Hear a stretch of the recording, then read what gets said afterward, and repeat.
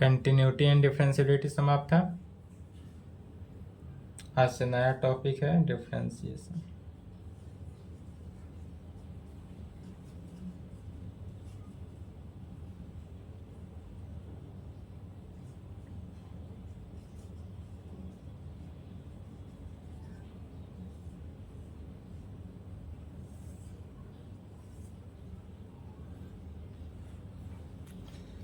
क्या कहेंगे? डिफरेंशिएशन, हिंदी बोलते हैं अवकलन, या डिफरेंशिएशन को और किस नाम से जाना जाता है? तो डिफरेंशियल कोएफिशिएंट भी कहा जाता है, या डिफरेंशिएशन को डिफरेंशियल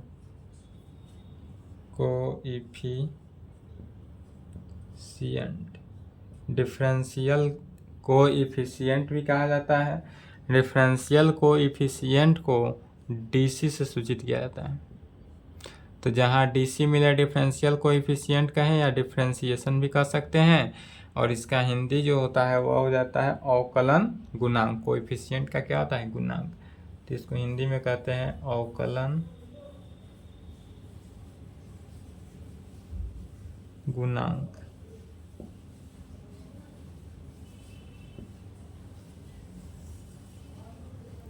यह जो डिफरेंशिएशन है इसमें जितने भी फार्मूला है सभी का फार्मूला कहाँ है? यह आपका अवकलन डिफरेंशिएशन जो है कैलकुलस, यह जो कैलकुलस है आपको कहाँ है? 11th क्लास में भी मिला था। कैलकुलस 11th में जितने भी कैलकुलस में जितने भी अभी फार्मूला पढ़ाएंगे, जितने भी फार्मूला बतलाएंगे, सभी के सभी फार्मूला का प्रूफ जो है वह कहाँ पे है? 11th क्लास में पढ़ना। प्रूफ 11th में ही पढ़ना है, 12th क्लास में इसका प्रूफ नहीं पढ़ना है। 12th क्लास में सिर्फ और सिर्फ फार्मूला यूज करना है और आंसर लाना है। इसलिए हम भी 12th क्लास में प्रूफ नहीं बतलाते हैं। मेरा क्लास जो है 11th में ही ऑल फार्मूला का प्रूफ होता है, 12th में नहीं। इसलिए अगर आपने 11th क्लास पढ़ा है प्रूफ तो अच्छी बात है, नहीं पढ़ा है तो कोई बात नहीं। जब 11th का क्लास चलेगा वहाँ पे क्या करिएगा आप? क्लास कंटिन्यू कर लीजिएगा। जब 11th में कैलकुलस शुरू करेंगे तो इन्फॉर्मेशन दे दिया जाएगा। तो अब फार्मूला का प्रूफ 11th में ही है, यहाँ प्रूफ नहीं करेंगे। जितने भी फार्मूला है डिफरेंशिएशन को कभी भी इजीली नहीं लेना चाहिए। डिफरेंशिएशन एकदम जो कैलकुलस का मेन ब्रांच है। कैलकुलस क्या होता है? मैथमेटिक्स का कैलकुलस जो है वह मेन ब्रांच होता है। जैसे कि अगर आपका कोई घर है तो घर का नींव जो पिलर होता है, सेम उसी प्रकार मैथमेटिक्स का नींव है कैलकुलस। मैथमेटिक्स का नींव क्या है? कैलकुलस ही है। यह कैलकुलस आपका कभी पीछा नहीं छोड़ेगा। अगर आप मैथमेटिक्स से कुछ करना चाहते हैं आगे, यदि आप मैथ से कुछ आगे करना चाहते हैं तो आपको कैलकुलस कभी भी साथ नहीं छोड़ेगा। मेन होता है कैलकुलस ही। कैलकुलस कहाँ से शुरू होता है? तो कंटिन्यूटी से ही शुरू होता है। जो कंटिन्यूटी एंड डिफरेंशियबिलिटी जो है क्या हुआ आपका? समाप्त हो चुका। तो कंटिन्यूटी एंड डिफरेंशियबिलिटी से लेकर ही कैलकुलस आपका शुरू होता है। बट इसी में आता है एक क्या टॉपिक है? डिफरेंशिएशन। डिफरेंशिएशन का हिंदी हो जाता है अवकलन। अवकलन अर्थात तुलना करना। किसी भी वस्तु का किसी के सापेक्ष तुलना करना। जो तुलना किया जाता है उसी को क्या कहते हैं? अवकलन। सबसे पहले कहेंगे कि अवकलन किसे कहा जाता है? तो किसी की तुलना करना अवकलन कहलाता है। क्या होता है? किसी की तुलना करना अवकलन कहलाता है। जैसे कि अगर मान लेते हैं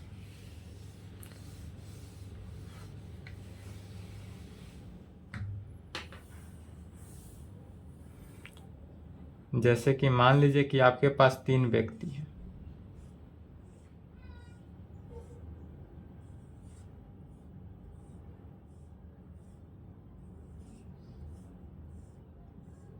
क्या है? यह कोई 3 व्यक्ति हैं। इस पहला व्यक्ति, दूसरा व्यक्ति, तीसरा व्यक्ति। क्या है? पहला व्यक्ति है, दूसरा व्यक्ति है, तीसरा व्यक्ति है। अगर हम पहला व्यक्ति का मान लेते हैं, या पहला व्यक्ति की तुलना, पहले व्यक्ति की तुलना हम दूसरे व्यक्ति के साथ करते हैं। पहला व्यक्ति की तुलना क्या कर रहे हैं? दूसरे व्यक्ति के साथ करेंगे। तो जो पहला व्यक्ति की तुलना है पहला व्यक्ति की तुलना किसके सापेक्ष कर रहे हैं? दूसरे व्यक्ति के सापेक्ष।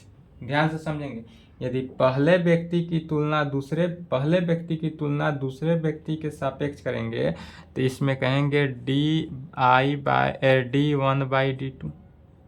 नहीं समझ में आया? नाम दे देते हैं। यदि पहला व्यक्ति का नाम दे देते हैं मोहन, दूसरे का नाम हो गया सोहन, और तीसरे व्यक्ति का नाम क्या दे दिए? रोहन। पहले व्यक्ति का नाम हो गया मोहन, दूसरे का नाम सोहन, तीसरे का नाम रोहन। यदि तीनों व्यक्ति की तुलना जैसे करते हैं, यदि मोहन की तुलना सोहन के सापेक्ष करना है, यदि मोहन की तुलना किसके सापेक्ष कर रहे हैं? सोहन के सापेक्ष, तो इसको लिखने का तरीका क्या होगा? तो कह सकते हैं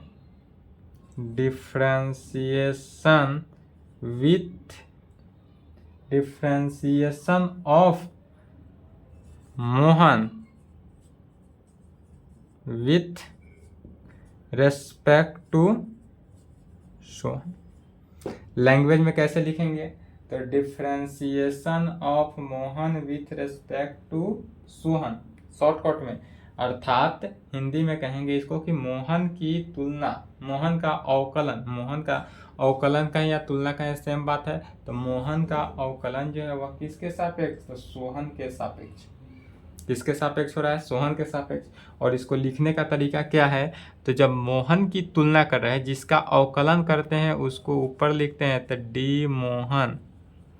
D Mohan divided by D Sohan, जिसके सापेक्ष करते हैं उसको लिखते हैं। तो जिसकी तुलना करते हैं उसको लिखेंगे, डिवाइडेड बाई जिसके सापेक्ष करते हैं उसको लिखते हैं। तो मोहन की तुलना किसके सापेक्ष कर रहे हैं? सोहन के सापेक्ष। यदि हम मोहन की तुलना रोहन के सापेक्ष करते हैं तो क्या लिखते हैं? D Mohan divided by D Rohan. यदि इस प्रकार से कहीं भी मिले D Mohan divided by D Rohan, D के फॉर्म में, ऑलवेज अब क्वेश्चन किस फॉर्म में आएगा? डी के केस में ही आएगा। तो जहां मिले कि D Mohan divided by D Rohan, अर्थात क्या हो रहा है? मोहन का अवकलन हो रहा है किसके सापेक्ष? रोहन के सापेक्ष। मोहन का अवकलन किसके सापेक्ष? रोहन का सापेक्ष। यदि नाम नहीं, कोई तीन व्यक्ति नहीं लेकर यदि कोई तीन सामग्री का नाम ले लेते हैं, जैसे कि आप किराना दुकान में जाते हैं सामान खरीदने जाते हैं, चावल ले लिए और प्याज ले लिए। मान लेते हैं चावल लिए और क्या लिए? प्याज ले लिए।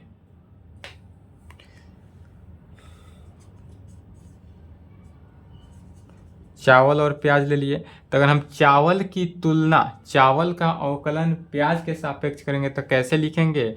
तो D rice divided by D union. क्या हुआ कि चावल का अवकलन प्याज के सापेक्ष, जो टर्म ऊपर रहे उसका अवकलन किया जा रहा है, जो टर्म नीचे रहे उसके सापेक्ष किया जा रहा है। बस इतना ही बात समझना है और प्रत्येक क्वेश्चन को सॉल्व करना है और थ्योरेटिकल समझना है। क्या होगा कि जो टर्म ऊपर रहे उसी टर्म का अवकलन हो रहा है किसके सापेक्ष? नीचे जो टर्म रहे उसके सापेक्ष।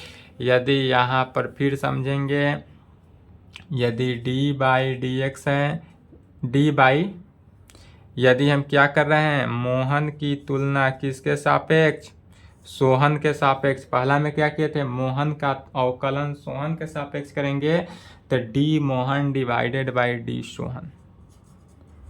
यदि हम कहते हैं कि नहीं, मोहन का अवकलन जो है हम सोहन के सापेक्ष नहीं करेंगे, मोहन का अवकलन जो है, यह मोहन का अवकलन यदि हम रोहन के सापेक्ष करते हैं तो कुछ नहीं करना है, D Mohan divided by D Rohan. जिसका अवकलन होगा वह टर्म ऊपर रहेगा, जिसके सापेक्ष होगा वह टर्म नीचे रहेगा। क्या समझे? जिसका अवकलन, यदि मान लेते हैं सोहन का अवकलन करते हैं, मोहन का अवकलन नहीं करके यदि हम सोहन का अवकलन करते हैं किसके सापेक्ष? मोहन के सापेक्ष, तो इसका मीनिंग उल्टा हो गया। सोहन डिवाइडेड बाई मोहन कहने का मतलब क्या हुआ कि सोहन का अवकलन हो रहा है किसके सापेक्ष? मोहन के सापेक्ष।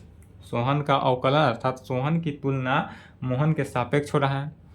इस कंडीशन से यहाँ पर जो हुआ कि यदि यहाँ पर ऊपर वाले टर्म में जो टर्म रहे जिसका अवकलन हो वह नीचे वाले टर्म के सापेक्ष होता है। क्या होता है, यदि ऊपर कोई बॉय है तो बॉय का अवकलन किसके सापेक्ष, तो जो टर्म यहाँ पर रहे उसके सापेक्ष।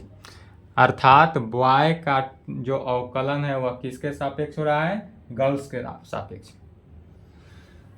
यहाँ समझें कि क्या हुआ, बॉय का अवकलन गर्ल्स के सापेक्ष, या गर्ल्स का अवकलन भी हो सकता है कि गर्ल्स का अवकलन किसके सापेक्ष, बॉय के सापेक्ष।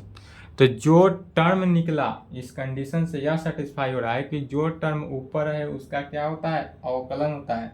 जो टर्म ऊपर है उसका क्या होता है, अवकलन होता है। जो टर्म नीचे रहे उसका क्या होता है, सापेक्ष होता है, उसके सापेक्ष कहते हैं। जो ऊपर है उसका अवकलन, जो नीचे है उसके सापेक्ष, अर्थात इसका गर्ल्स का अवकलन बॉय के सापेक्ष। और इसी को मीनिंग में कैसे लिखेंगे,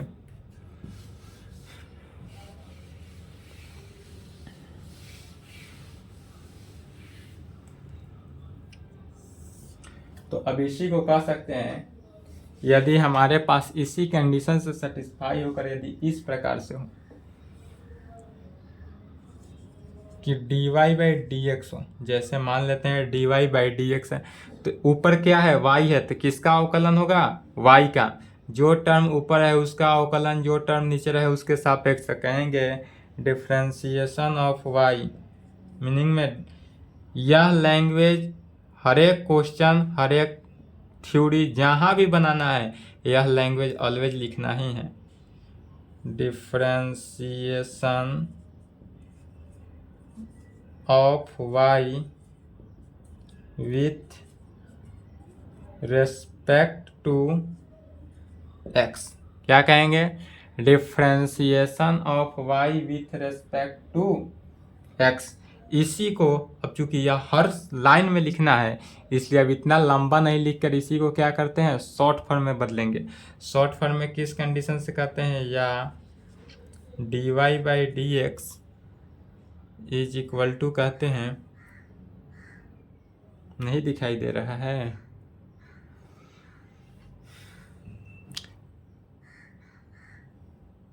चलिए फिर से बताते हैं, यहाँ तक पहले लिख लें।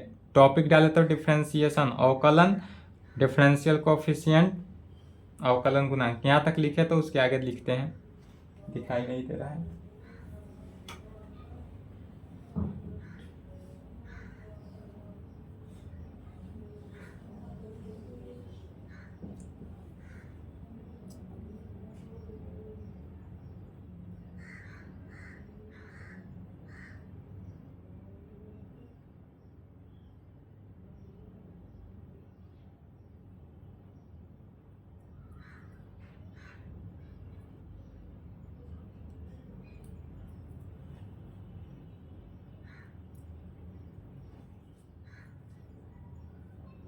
चलिए लिख लिए।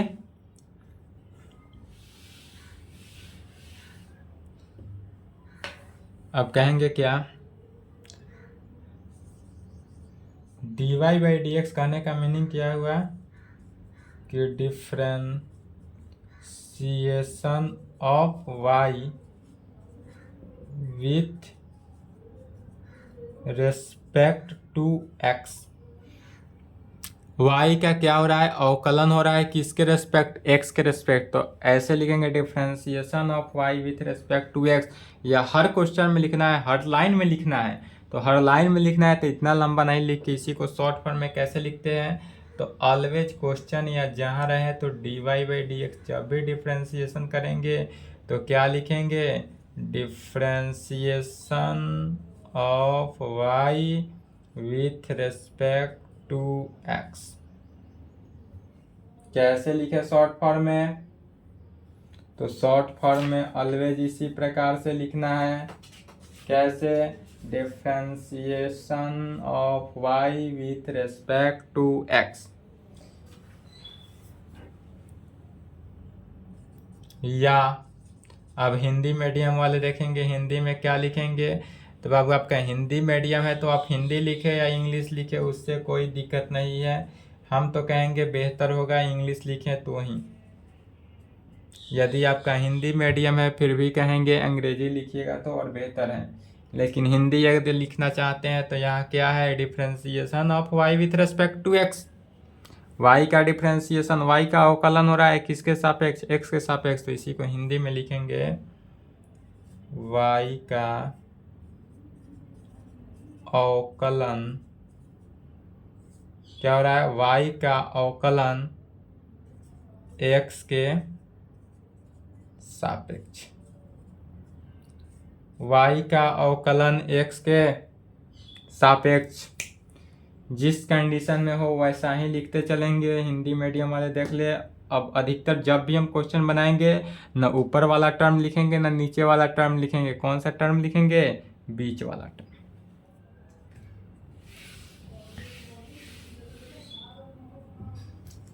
जैसे कि एग्जाम्पल में देखते हैं, यदि dv बाई dt हो तो dv बाई dt हो तो इसको कैसे लिखेंगे, differentiation of v with respect to t, time के सापेक्ष। वेलोसिटी का डिफ्रेंसिएशन हिंदी में यदि लिखना चाहें तो dv बाई dt को कैसे लिखेंगे, तो v का अवकलन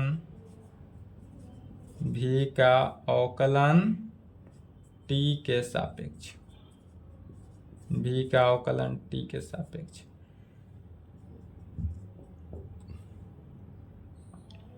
फिर यदि कहें v का अवकलन t के सापेक्ष, यदि d p by d m के कंडीशन में दे दे, किसी भी कंडीशन में दे, तो कहेंगे differentiation of p with respect to m। क्या कहेंगे, differentiation of p with respect to x। Hindi में कह सकते हैं p का अवकलन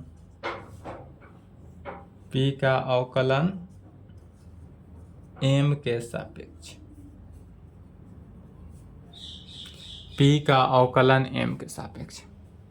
and so dot dot dot, जिसके एलोंग का है उसके एलोंग क्या करना है, डिफ्रेंसिएशन करते रहना है। जिसके एलोंग का है उसके सापेक्ष डिफ्रेंसिएशन करना है, जिसका का है उसका करना है। चलिए यहाँ तक लिखेंगे।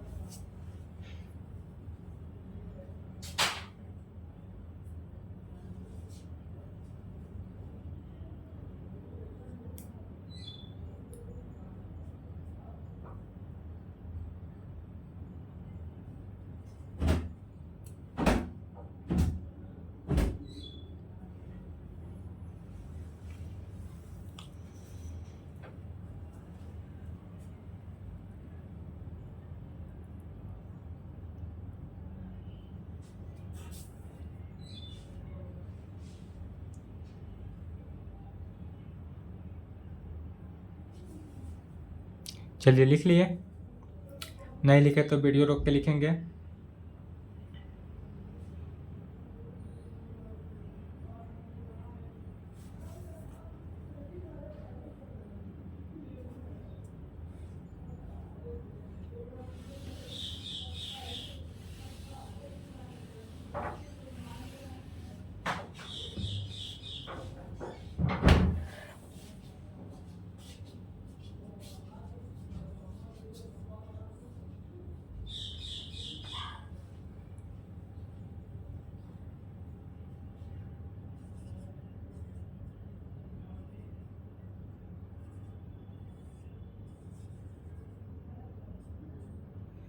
क्या लिखें, d sine x by d x, अर्थात साइन एक्स का डिफ्रेंसिएशन एक्स के रिस्पेक्ट, इसी को क्या कहेंगे, differentiation of sine x with respect to x. Differentiation of sine x with respect to x, Hindi में कह सकते हैं साइन एक्स का अवकलन एक्स के सापेक्ष जो टर्म रहे उसका अवकलन इसी प्रकार हो जाता है। इसलिए अब यहाँ पर क्या लिखेंगे, टॉपिक डालेंगे formula and result, formula and result. चलिए अब जितने भी फार्मूला है सभी फार्मूला लिखा रहे हैं। सभी फार्मूला को क्या करना है, एकदम तेज़ी से याद करना है। याद होना चाहिए किस तरह से, एकदम तेज़ी से, कोई भी पूछे नींद में भी बोल दें इस तरीक़ा से। और जितने भी फार्मूला का प्रूफ है वह सब के सब कहाँ प्रूफ होगा, 11th क्लास। वह सब के सब 11th में अगर पढ़ा है आपने तो अच्छी बात है, नहीं पढ़ा है तो जब 11th का कैलकुलस शुरू करेंगे तो बताया जाएगा। अभी 11th का कैलकुलस शुरू होने में समय है। अभी उसमें ट्रिगोनोमेट्री चल रहा है, ट्रिगोनोमेट्री के बाद अलजेब्रा होगा, अलजेब्रा के बाद कैलकुलस।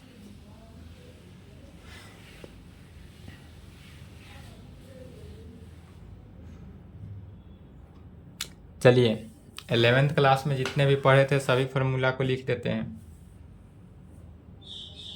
वहाँ पे इसका यूज नहीं था, सिर्फ वहाँ पे क्या था, प्रूफ था। साइन एक्स का डिफ्रेंसिएशन क्या होता है, कॉस एक्स। साइन एक्स का differentiation cos x, cos x का differentiation minus sine x, sine x का differentiation cos x, cos x का differentiation minus sine x. Tan x का differentiation sec square x, tan x का differentiation sec square x होता है।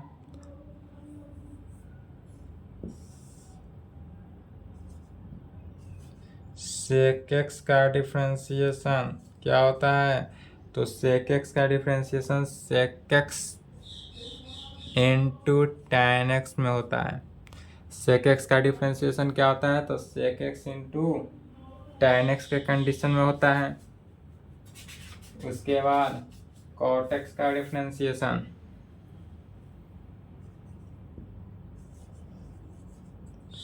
Cot x का differentiation क्या होता है, minus cosec square x. Cot x का डिफ्रेंसिएशन क्या होता है, minus cosec square x. And cosec x का differentiation minus cosec x into cot x. और कॉसेक एक्स का differentiation minus cosec x into cot x. चलिए इतना फार्मूला लिखे, तो यहाँ तक लिखे, उसके आगे देखते हैं।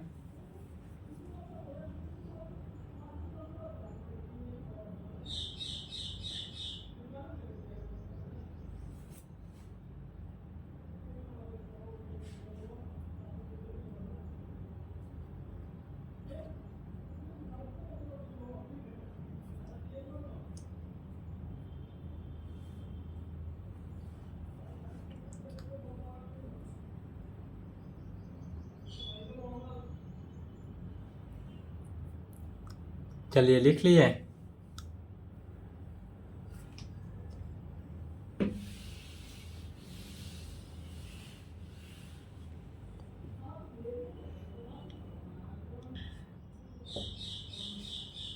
सेवन नंबर में लिखेंगे साइन इनवर्स एक्स का डिफ्रेंसिएशन। साइन इनवर्स एक्स का डिफ्रेंसिएशन क्या होता है, 1/√1 माइनस एक्स स्क्वायर के। साइन इनवर्स एक्स का differentiation 1/√1 minus x square. Cos inverse x हो तो कॉस इनवर्स एक्स का differentiation -1 divided by √1 minus x square में। कॉस इनवर्स एक्स का डिफ्रेंसिएशन -1/√1 माइनस एक्स स्क्वायर। अब क्या बचा, टेन है, तो टेन इनवर्स का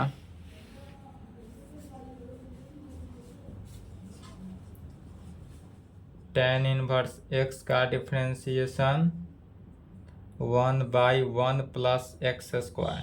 tan इनवर्स x का differentiation 1/1 plus x square. cot inverse x का differentiation -1/1 plus x square.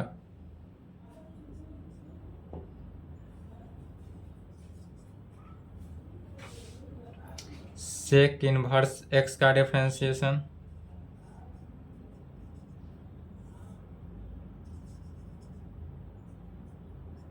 1/x√x² sec inverse x का डिफ्रेंसिएशन क्या होता है?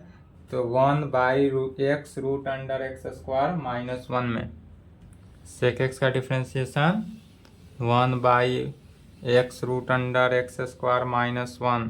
यह सब एकदम तेजी में फॉर्मूला याद होना चाहिए।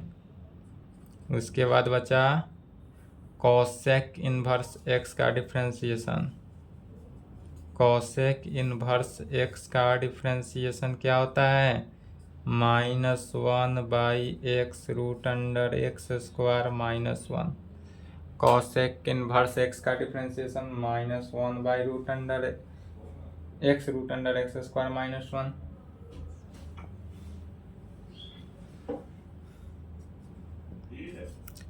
x के पावर n का डिफ्रेंसिएशन अलजेब्रिक फंक्शन में अब देखेंगे। अलजेब्रिक फंक्शन में क्या होगा कि x के पावर n का डिफ्रेंसिएशन n x के पावर n-1 x के पावर n x के पावर n-1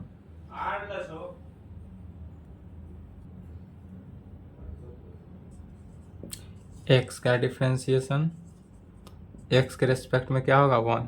x का डिफ्रेंसिएशन 1 हो जाएगा। √x का डिफ्रेंसिएशन क्या होगा?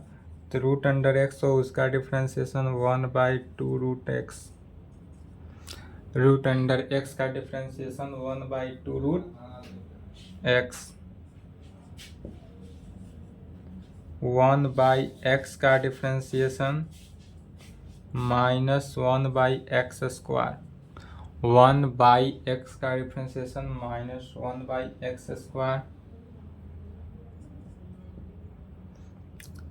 e के पावर x का डिफ्रेंसिएशन e के पावर x। e के पावर x क्या होता है? एक्सपोनेंशियल होता है, इसलिए e के पावर x का डिफ्रेंसिएशन e के पावर x।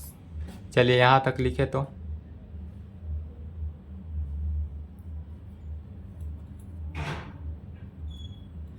यहाँ तक लिखेंगे।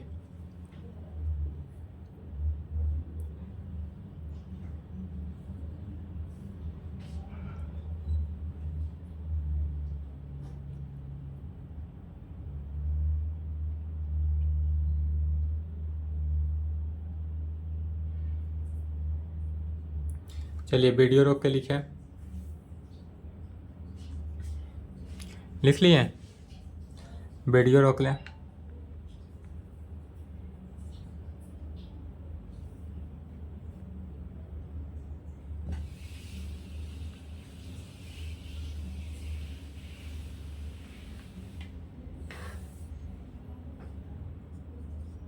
सत्रह के नीचे लिखेंगे log x का डिफ्रेंसिएशन। तो log x का डिफ्रेंसिएशन क्या होता है? 1/x। log x का डिफ्रेंसिएशन 1/x। a के पावर x का डिफ्रेंसिएशन, यदि e के पावर x था तो उसका डिफ्रेंसिएशन क्या हुआ? e के पावर x। बट यदि a के पावर x हो तो इसका डिफ्रेंसिएशन हो जाता है a के power x log a। a के पावर x का डिफ्रेंसिएशन a के power x log a। Constant का डिफ्रेंसिएशन क्या होता है? यदि हमारे पास कोई कांस्टेंट होगा और उसका डिफ्रेंसिएशन कहा जाए तो वह 0 हो जाता है। क्या होता है? कांस्टेंट का डिफ्रेंसिएशन 0 होता है। कांस्टेंट का डिफ्रेंसिएशन 0 होता है। u इंटू भी का डिफ्रेंसिएशन क्या होगा? तो u को छोड़ देना है v का डिफ्रेंसिएशन प्लस v को छोड़कर u का डिफ्रेंसिएशन, u को छोड़ के v का डिफ्रेंसिएशन प्लस v को छोड़ के u का डिफ्रेंसिएशन।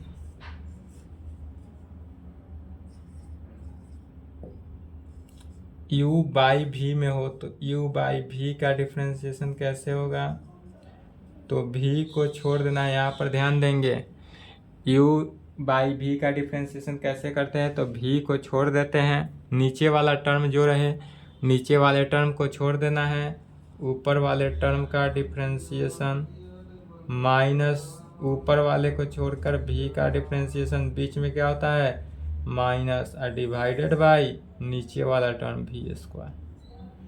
तो u बाई v का डिफ्रेंसिएशन क्या हुआ, तो v into d u by d x minus u into d v by d x बटा v स्क्वायर।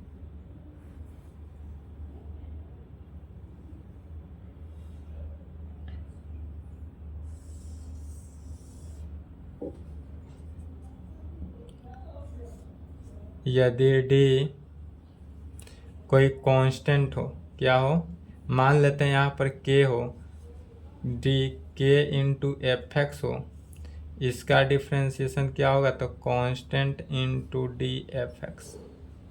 क्या होता है, कांस्टेंट बाहर हो जाता है, वेयर, जहाँ पर k बराबर क्या है, कोई कांस्टेंट है। यदि कांस्टेंट के साथ होता है तो कांस्टेंट क्या होता है, बाहर हो जाता है, और तब उस फंक्शन का डिफ्रेंसिएशन किया जाता है। यदि d into you plus minus यदि v बाई डी एक्स हो तो इसका डिफ्रेंसिएशन कैसे करते हैं, ध्यान देंगे। यदि u प्लस माइनस v हो तो पहले अलग अलग क्या करते हैं, v छटकाते हैं, तो d u by d x करेंगे, और प्लस हो तो प्लस, माइनस हो तो minus d v by d x, d v by d x की कंडीशन। इस कंडीशन को क्या करेंगे, सेटिस्फाई करेंगे। चलिए यहाँ तक लिखे तो